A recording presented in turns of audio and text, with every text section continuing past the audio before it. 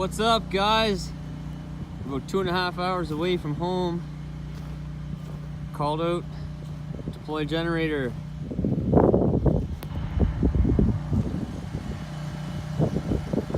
Bam! There's the truck. Plowed its way in here.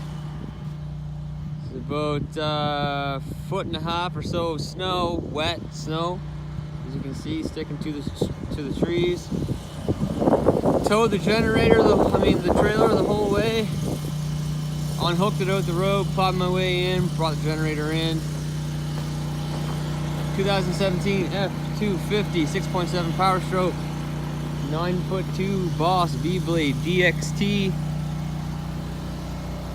35 12.5 R20s, Toyo Open Country 82 Extremes. Did the trick. See how low that plow is right there? Leveling kit is in. It's getting installed in the next week. Stay tuned for the video, boys. It's gonna be a good one. See this thing in action. You see me coming through some crappy weather. Truck did amazing. You know, during situations like that, the truck is your best friend. You're relying on the truck to get you there safely and do the job. Alright guys, stay tuned for the video. This is just a little teaser.